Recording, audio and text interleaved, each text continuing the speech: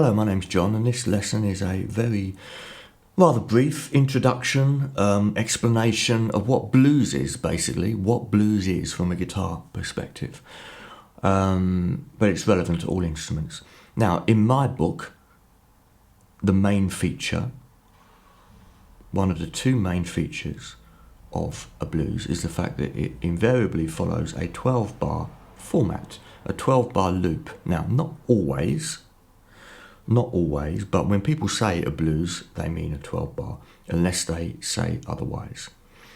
It's a 12-bar loop with 3 chords played across that loop.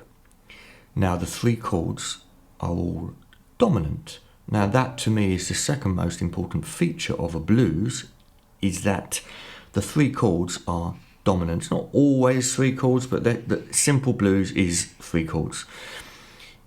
The chords are each a dominant chord, which means they're not diatonic. We don't have 3 dominant chords in any traditional key. So we're not key-based. We're not in a major key or in a minor key as such. We are playing 3 dominant chords over 12 bars. We're actually playing a total number of 9 notes, if you want to think of it as a sort of blues, as like a 9-note key. We don't really think of it like that. We just call it a blues progression. So I'll do a blues 12-bar progression with those 3 chords, just simple shapes, probably the simplest arrangement of those chords in 4/4, just so you can hear the chordal backing. 1, 2, 3, 4.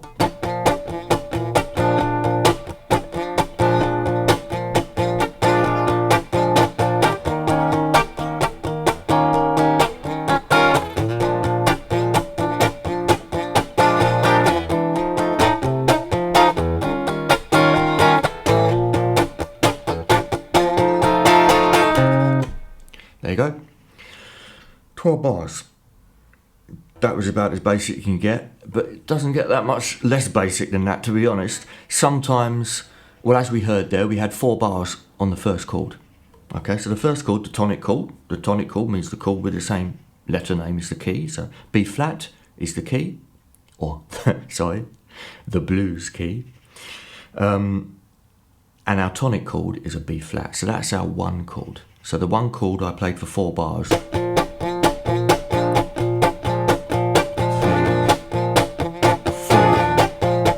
4. And then I changed up to the 4th chord. Invariably we go up to the 4th chord for 2 bars. And then back to the 1 chord for 2 bars. Cut a long story short, we play 4 bars on the 1 chord, 2 bars on the 4 chord, 2 bars on the 1 chord, and then probably most commonly 1 bar on chord 5, 1 bar on chord 4, 1 bar on chord 1, and 1 bar on chord 5. Then that adds up to 12 bars. A bit of a mouthful, but it's easier to play, to be honest, than to say. Now, there are variations. Some blues would, the first 4 bars would go 1, 4, 1, which is nice. 1, 4 chord, back to the 1 chord. So that was 4 bars, but we're going chord 1, chord 4, chord 1, chord 1, instead of chord 1, chord 1, chord 1, chord 1. Any of these subtle variations don't really matter that much as long as all the musicians know. Obviously, as long as the musicians know what we're doing, it's all a blues.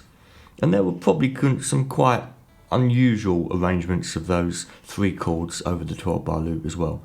Although they're quite hard to find, because when you Google blues and YouTube blues, you invariably get the same sort of loop that I just played. Sometimes we don't go to the 5th chord at the end, etc., etc. Sometimes we only go to the 5th chord once. There you go. There is also a static blues, which in my head is a very different thing, really, when we stick on 1 chord throughout the 12 bars, which is not really much of a 12-bar loop, really, because we're only playing 1 chord, but there you go. So we can have something that we call a static blues as well. But thankfully, not most blues is not like that. Otherwise, I think it would get a little bit dull. And we can have blues, something that sort of sounds half bluesy as well. If it rotates from the 1 to the 4 chord with dominant chords, we could have a song that does that all the way through.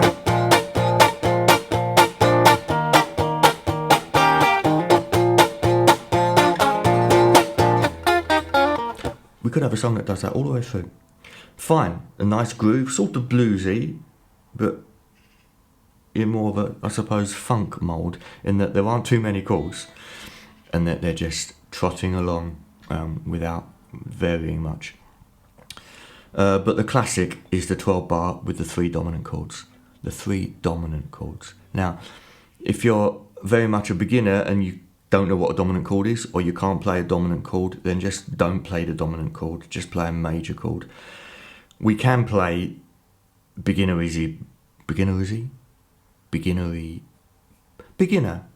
blues for beginners. We can play blues for beginners without playing dominant chords. We can just play major chords, because all a major chord is a simplified dominant chord. We're taking one note out, and we can't really do any damage when we take one note out of a chord. It's when we put the wrong note in that we do the damage. So I could do the 12 bar with just major chords. Exactly the same as before.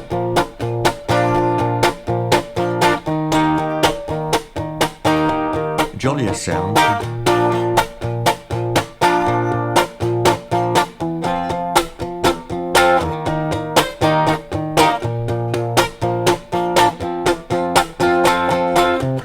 There you go. Fine. If we've got other instruments playing with us, or someone's playing a lead, or the singer will invariably be singing those notes that make the chord a dominant chord. So it's not the end of the world if you can't play a dominant chord. But that dominant sound,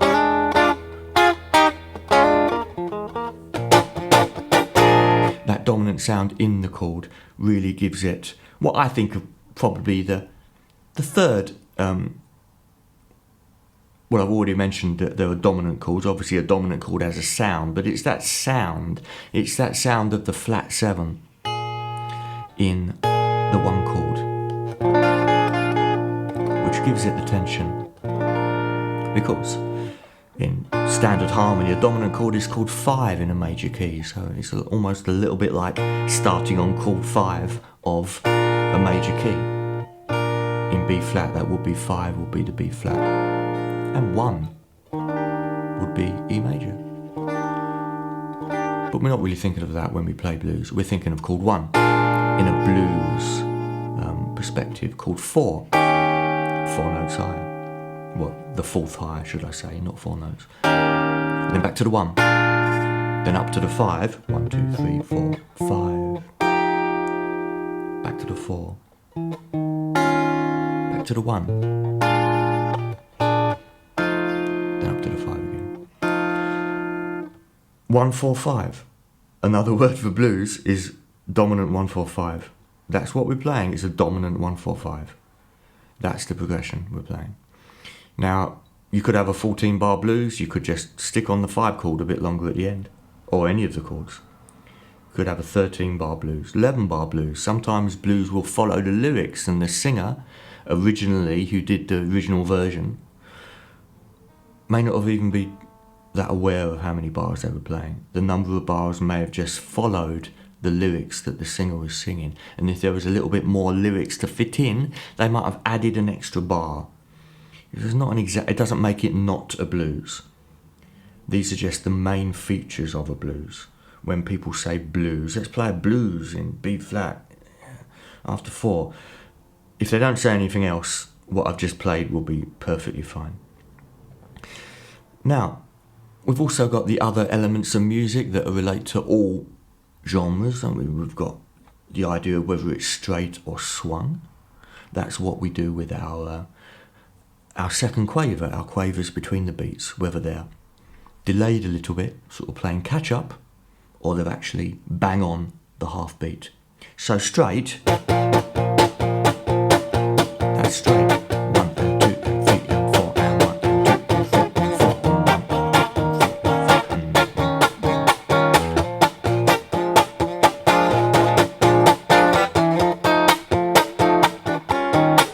4. straight. 1 and 2 and 3 and 4 and. If we can do that, then it's straight, any type of music. If we can't, if it sounds like a dum-de-dum-de-dum rhythm, that's swung. So swing means dum-de-dum-de-dum rhythm. Every quaver off the beat is delayed a little bit. It's sort of playing catch-up. So it's 1 and 2 and 3 and 4 and.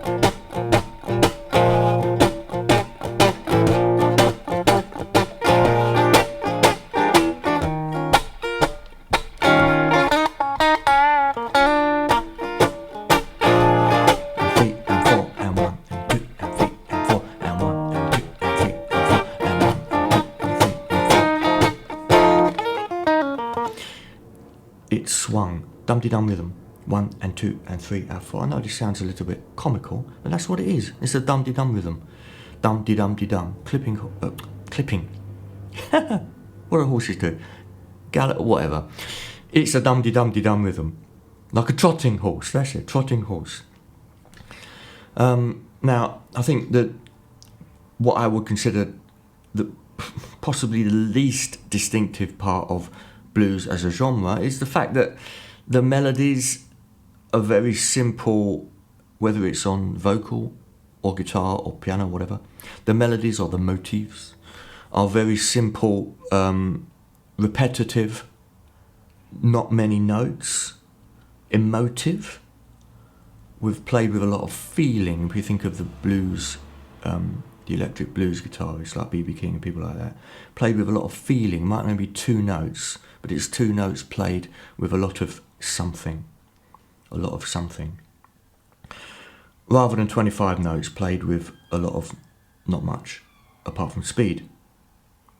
So little emotive lines over a 12 bar generally sound great, especially if the guitarist got any, or the pianist got any technique.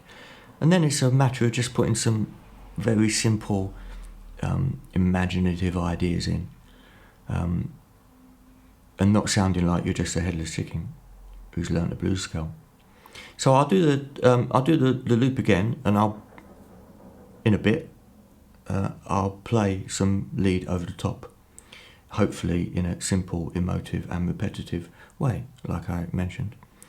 And then you can hear the rhythm, the chords, and the melody over the top, and then I'll explain to you what I was thinking when I did the melody. And this is straight, we can all hear it straight. This is a straight, I could do a swung one. Shall I do a swing one? Whatever. I'll make it up. You can tell me. I'll do that 12 bar again with the same arrangement of chords, and then I'll play over the top. 1, 2, 3, 4.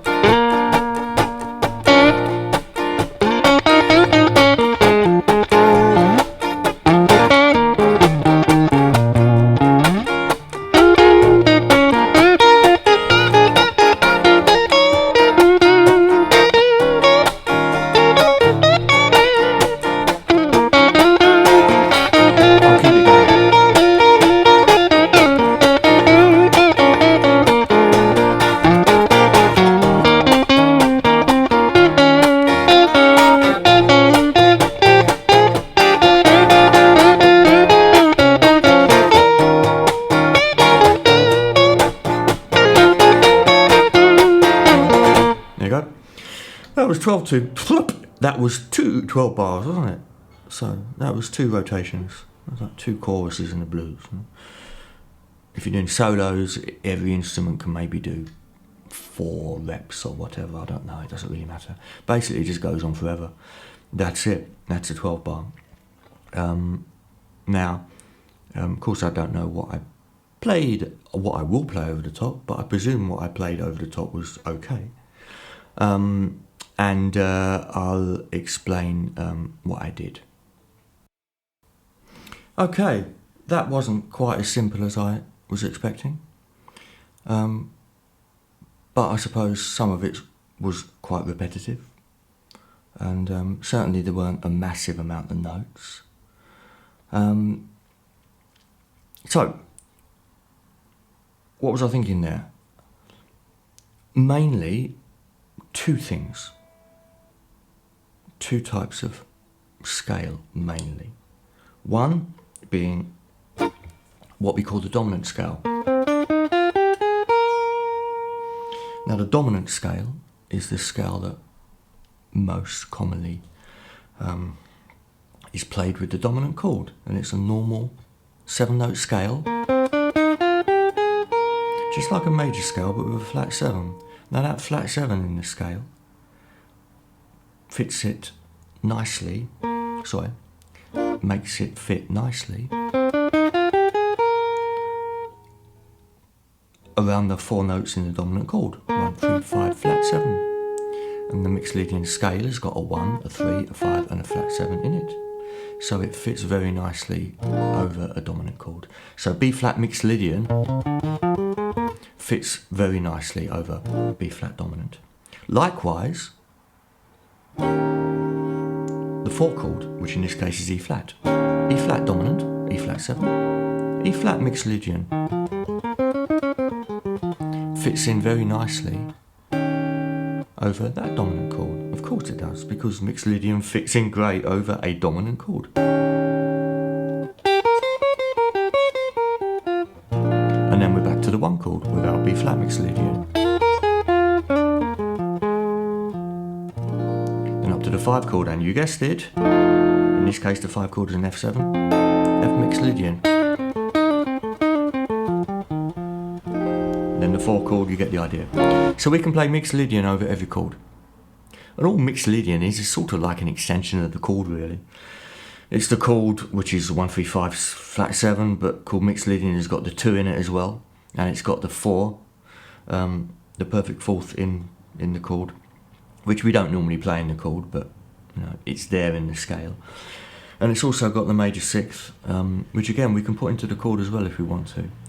The note we have to avoid, we have to be careful of in a chord, is the 4th. But as a scale, it's fine, because when we're playing over the top, we may only hit that 4th note if we play it at all, very briefly. And if you experience with the chord that you're playing over, you know that you've got to be a little bit careful with that 4th note. So, for instance, in B flat 7, if I'm playing the Mixolydian scale, I don't want to hang around on that 4th note for too long, because it's going to sound really weird. It wants to go down. So you'll often hear it as a short note in a little riff. 4-3, 4-3. Now I was also putting the flat 3 in there, which sort of leads me on to the next thing I was thinking, which is not rocket science. Most guitarists who can play a bit of blues will be thinking like this. Second one was the minor pentatonic, really, which is very similar to the Mixolydian scale, except that it's got a flat 3. It's got a minor 3rd in it, as opposed to 1, 3, 1, 1, flat 3, 1. So that minor 3rd gives you an even darker sound than the Mixolydian sound. So we can play the 2, but pentatonic, strictly speaking, means we don't play the 2. So we've got 1, flat 3, 4, 5, flat 7. That's it. So the 5 and the flat 7 already in the Mixolydian scale and in the chord. The flat 3 is not in the Mixolydian scale, but the 4th is. Now, over the dominant chord, the flat 3 is not in the chord either, but that flat 3 note, because the nature of a dominant chord means it is very open, shall we say, to sort of wrong notes around it. So the dominant sound, something to do with the acoustics of that sound, the fact that there's what's called a tritone in the middle of it, makes it a chord that's very conducive to flat 3s against the major 3.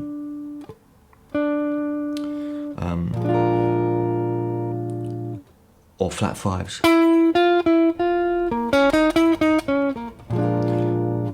Over that dominant chord, it's got a certain sound, and that is also part of the blues. The sound of those, you call them blue notes if you want, those sort of wrong notes for the chord, so to speak, in conjunction with the dominant sound.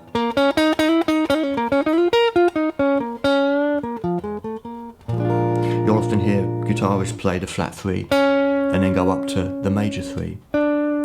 Now, they're not thinking of one scale there, are they? If they're thinking of anything, they're just thinking of that note followed by that note. Minor third, major third. I suppose you could... minor third from the blues scale, major third from the mixed leading scale. That's far too much to think about. Just that note followed by that note. So when we're improvising, we can think blues scale, mixed leading at the same time. Whatever comes out, as long as it doesn't sound too... as long as it sounds musical. As long as it sounds... whatever we think of, our target is to sound musical, whatever the hell we're thinking about what we're playing. In a way, you can just, to make your playing a little, even more musical, you can avoid thinking about scales at all and just think about the notes in the chord. In that 4 chord we've got. We could just think about those 4 notes. Just notes in the chord. And then when we come back to the 1 chord, back to notes in the chord. But in a dominant chord, don't forget we've got 4 notes. And in a scale we've only got 7 notes anyway, well, less than that. In a pentatonic scale we've got 5 notes, of course, penta meaning 5, but in a normal scale we've only got 7 notes. 4 notes is a long way, it's quite a long way, it's a long way towards 7, it's over halfway, isn't it? Just, if my maths is correct. But it's a lot of the notes. 4 notes is quite a big part of the Mixolydian sound, just in those 4 chord tones, the notes in the chord. That's not even thinking about a 9th chord. If we think about a B flat 9, we're adding an extra note, or B flat 13. When we start adding extra notes into our 3 dominant chords, we're almost playing the whole Mixolydian scale in that chord shape. That's the 1 chord, then the 4, then the 1 chord. That's a 13, dominant 13.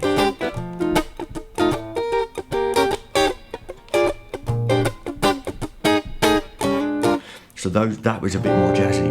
That's the 1 chord, again, just a standard B flat dominant, but it's a dominant 13 in this case. I've just added the 13, which is note 6, and the 9th, which is note 2. Just gives it a slightly more jazzy sound. So sort of jazz blues, you often hear more than just a dominant chord, or at least those notes.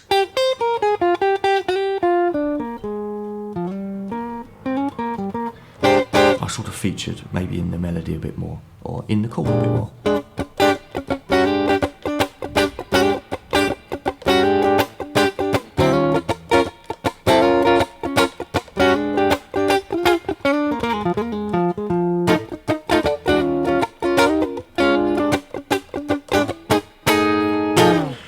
And we'll often get dominant flat 9 or sharp 9 chords thrown in, but that's getting a bit beyond the standard blues thing now. But I think what I've talked about today is the basics of blues. The 12-bar loop format, again, not 100% part of blues, but probably 95%. And if it's not 12 bars, someone will tell you if it's not 12 bars. The 3 dominant chords, 1, 4, 5. The 3 dominant chords, roughly in some sort of order like I played before. We nearly always start on the 1, then we go up to the 4 for a bit, then back to the 1, then up to the 5 for a bit, then the 4, then the 1, then the 5 for a bit. There aren't that many bars in 12 bars, are there? Well, there's 12. And there aren't that many combinations to fit those 3 chords in. That was a joke, sorry. This is my funny sense of humour. Well, hopefully it's funny. Maybe it's not. And the straight or the swing of it, which of course applies to all music, doesn't it? But a lot of blues is swung. A lot of blues is swung. Like jazz as well, but a lot of blues is swung. As opposed to like pop music, which is generally not really swung. Maybe it should be. Maybe it would be better if it was. But yeah, a lot of blues is swung. So we've got the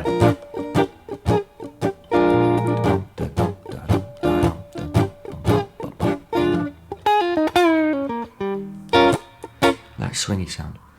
The repetitive, simple little motifs that come back again and support the singer. The lyrics, of course, are quite repetitive. It's not like American Pie, is it? Most blues songs are not like American Pie. They don't have 5,000 words. Normally verse 1, then verse 2 is the same as verse 1, etc. sort of thing. I jest, but I think you know what I mean. And the emotive side of the playing, where notes are more played for their emotive effect.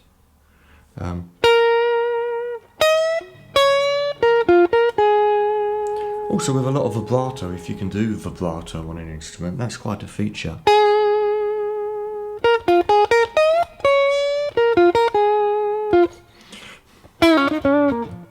Quite a feature of blues. Simple little repetitive riffs, invariably coming from the blues scale or Mixolydian or a combination of both. That's it. In my book, in my head, that's pretty much what we mean by blues, certainly from an introductory perspective. I think what I've said today will get you by when you're playing blues, and certainly means you can play along to any blues record and make a good stab of it, or even jazz blues, even if that 12-bar arrangement of chords, or the 3 chords, is slightly different. With jazz blues, you tend to get some extra chords thrown in, like the 2 chord before the 5 chord, and you get what's called diminished chords thrown in as well between the dominant chords, but it's still pretty much the same thing.